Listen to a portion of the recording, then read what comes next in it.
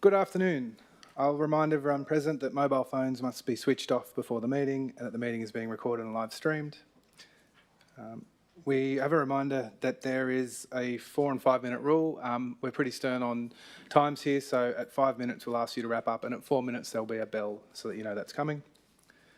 We'll remind people not to ask questions of councillors, and councillors can ask questions, however, you're not obliged to answer. And I'll remind you to stay on topic, and if you stray, I'll just bump you along. With that, I believe our first speaker's not here, and our second is also not here. Second is here, sorry? I am. So Dr. Welly Fermanto is speaking against the recommendation. Oh, so they're not here. Okay, sorry, apologies. Mr. Willie Hall is speaking for the recommendation in item 9.1, land for divestment in New South Wales National Parks and Wildlife Services.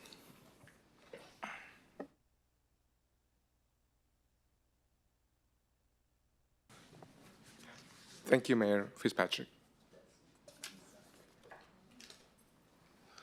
Apologies, everybody.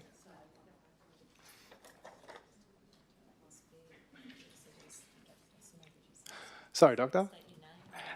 Stay there. You're up first. And you are speaking against the recommendation, item 8.8, Southern Highlands Innovation Park. Apologies for that confusion. You have the floor. That's okay. Thank you. Good afternoon. My name is Welly Fermanto. I am the Chief Operating Officer at the Garvan Institute of Medical Research.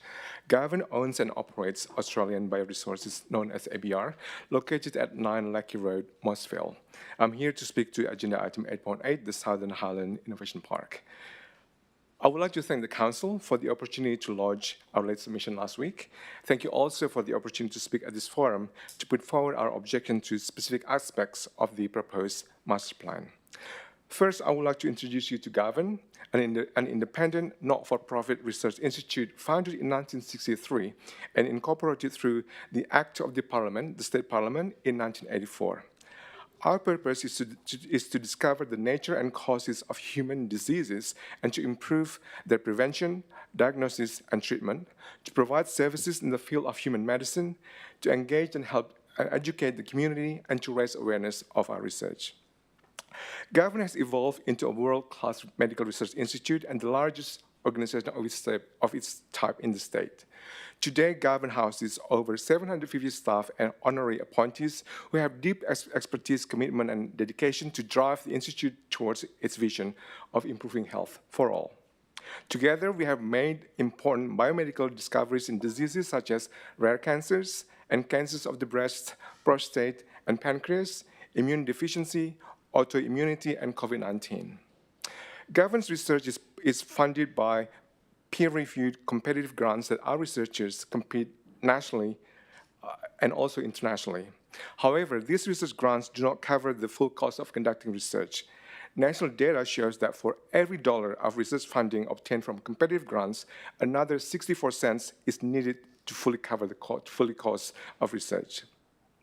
We cover these funding gaps through infrastructure funding and through philanthropic support. Garvan was able to purchase 18.7 hectares of land in Mossville in 2007 with a significant bank loan and build ABR in 2008. Through the generosity of our donors, we have now repaid this loan. ABR plays an important role in medical research, not only at Garvan, but also nationally, by providing a reliable supply of laboratory animals to other medical research institutes, universities, and biotech companies. ABR occupies 2.8 hectares of the land, with the remaining land vacant except for one residential property which is leased commercially. The land at ABR is a significant asset that Garvan holds. It provides a critical financial buffer for Garvan that helps ensure the Institute's long-term sustainability. It does so by providing future options for Garvan to leverage the value of the land by, for example, generating lease income from partners and or realizing a one-off capital gain by subdividing and selling plots of land. The draft master plan would significantly reduce Garvan's capacity to leverage this land asset to support its research mission. The proposed reduction in the ratio of the building footprint to open space would significantly devalue the land holding, making it less attractive to potential leases and or purchases. We engaged Dice Private, a real estate investment, development, and advisory company, to assess the likely impact of the proposals in the draft master plan. They provided this assistance to Gavin on a pro bono basis with limited time. Their preliminary assessment indicated that the draft proposal may negatively impact net development proceeds by $15 to $20 million. Now, to put that sum of money into context, $15 to $20 million would support approximately 8 Gavin lab heads and their labs in undertaking their research programs for 5 years. I would like to reiterate here that Gavin is not a for-profit medical research institute. Any revenue we generate from this land asset would be directed towards supporting and funding the important work of our researchers undertake to improve health for all, as is the case with any profits currently realized from ABR activities. I also want to be clear that Gavin is not objecting to the draft plan in its entirety. We welcome the suggestion in draft plan for there to be engagement with us as an existing landholder and user to explore research and development opportunities. However, as I mentioned, the preliminary advice suggests that the proposal will disadvantage Gavin, hindering our ability to weather financial downturns or meet the costs on our own terms of building new and innovative research capacities. On that basis, we lodge Gavin's objection to the draft master plan. We welcome further time to undertake more detailed modeling of the potential impacts of the draft and address the impact of the current draft on Gavin's long-term financial health and our ability to continue to deliver important medical research discoveries for the benefit of all. Thank you. Thank you very much. Are there any questions? Councillor Russell. Thank you for your presentation and coming here today. Can you forgive me, I'm not quite sure the current zoning that is at the Gavin land that you're talking about, that you've, done the land banking on. What current zoning is on that land? I think it's E4, and the restriction is 65%. The maximum building footprint is 65%. In this change of use, how does it,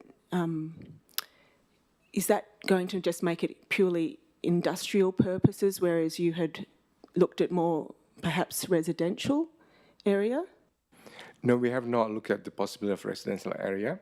It's what we looked at is the possibility of, if we need funding to expand our research activities or to develop new labs or to develop ABR, then we could subdivide the land, potentially a part of the land, to fund those activities. Or if we had financial downturns where we need funding to support that, then we would have that potential ability. Thank you. Thank you. Are there any other questions? Councillor Kent.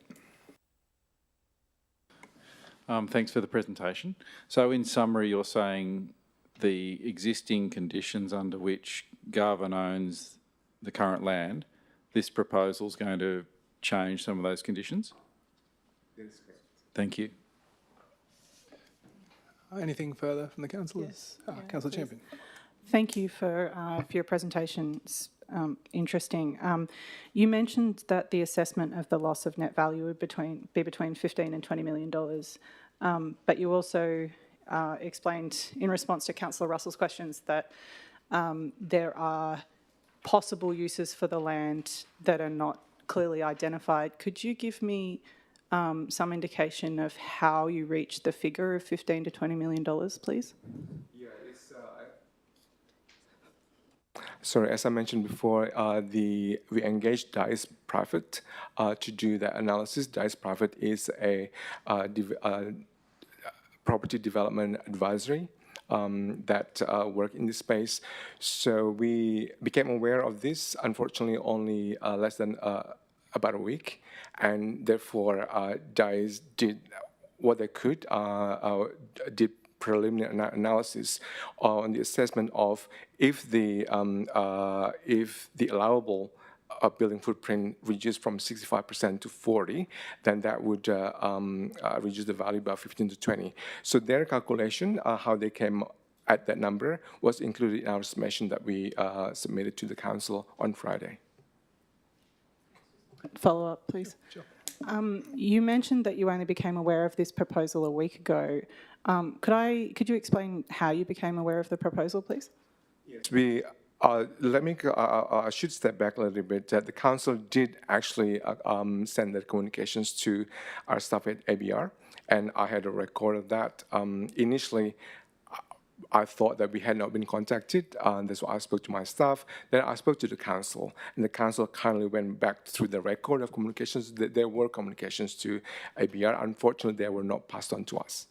So how we became aware of that is through our supporters who is aware of the development. They said, "Are you aware of this?"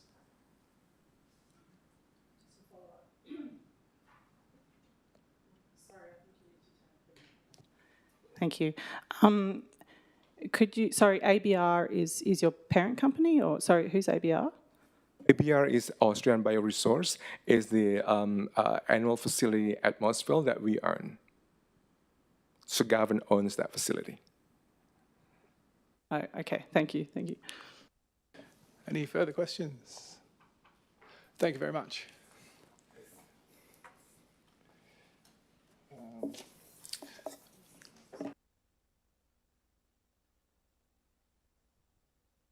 I'll just do it. Next speaker is Mr. Willie Hall. Do we have? Sure. Mr. Willie Hall will be speaking for the recommendation in item 9.1, land for divestment to New South Wales National Parks and Wildlife Services.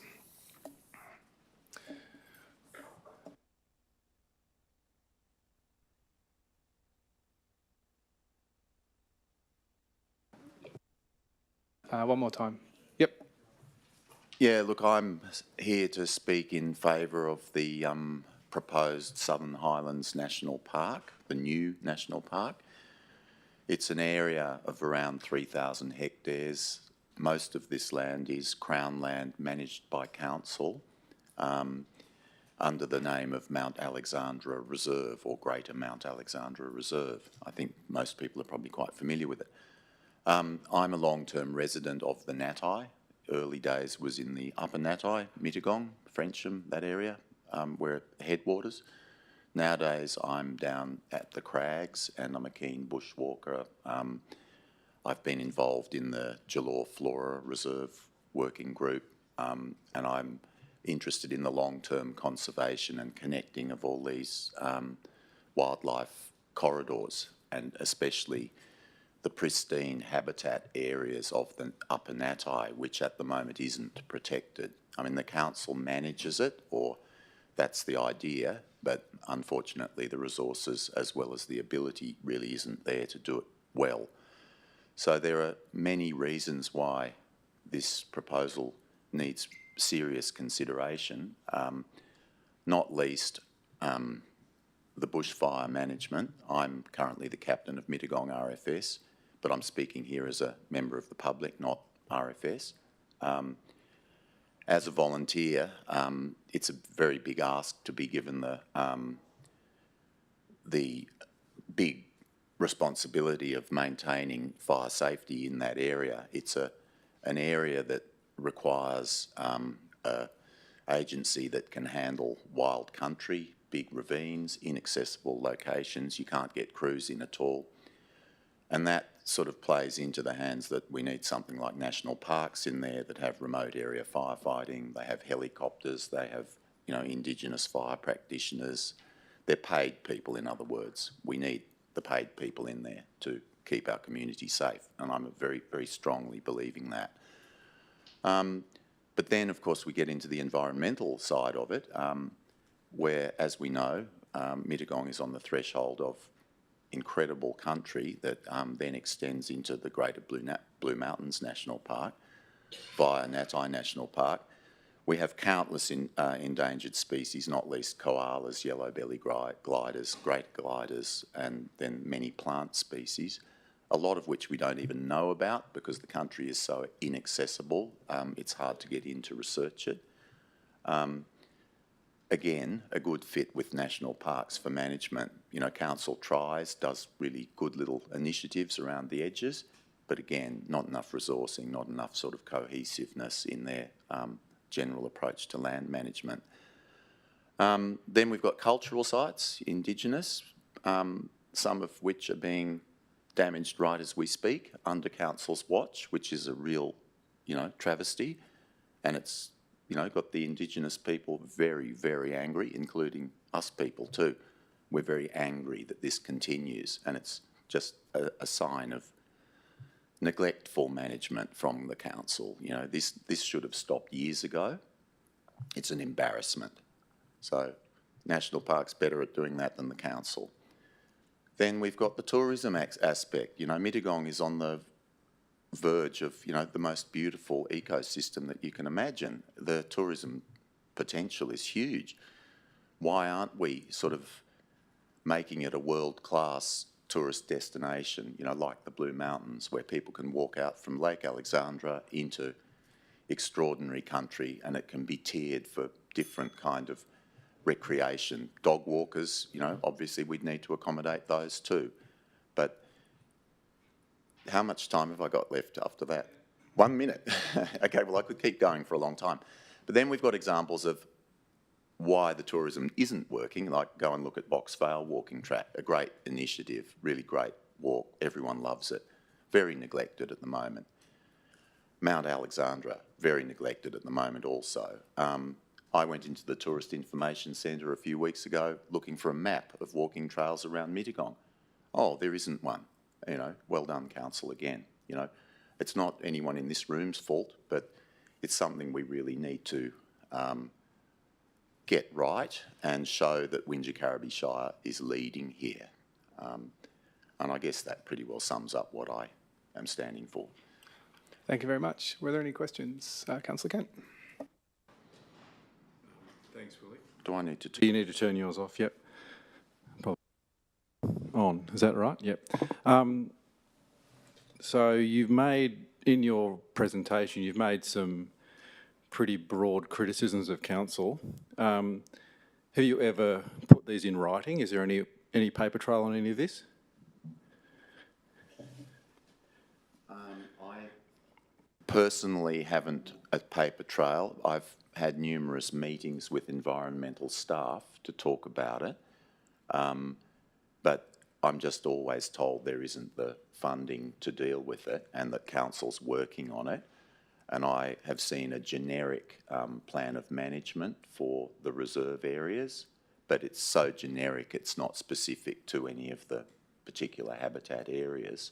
So my way is more of a meeting, face-to-face sort of way, and our community has made representations countless times to find out what is going on in this space.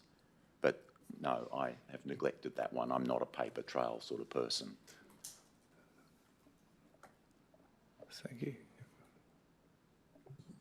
I think, as a new councillor last 6 months, there's some very good professional staff in leadership here, and it's very disappointing to hear a member of the public come along and make those kind of statements and say, oh, I've had meetings, and not actually put anything in writing or follow up, because as councillors we're interested in the Shire performing to the highest possible standards, and it's a pretty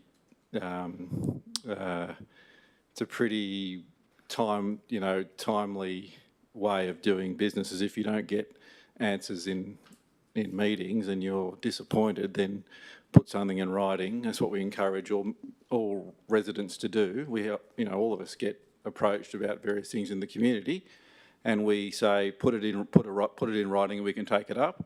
And my experience to date with the leadership of this council is they're excellent in providing professional responses and actions. So that I'm just providing you with, with that advice going forward. Thank you. Councillor Smith, you had a question? So we're really getting away from the topic at hand. Thank you. Willie, you mentioned that there's been damage to Indigenous sites. Do you have any specific examples of those that you could give us so we can follow up? Yeah, I do, unfortunately, and it's on the rock overhang up the top of Mount Alexandra, which is on the council's part of the land. The council's in the process of trying to acquire the car park, I believe, but the actual rock site, which is a climbing destination that's flagged on rock climbing websites all over the state.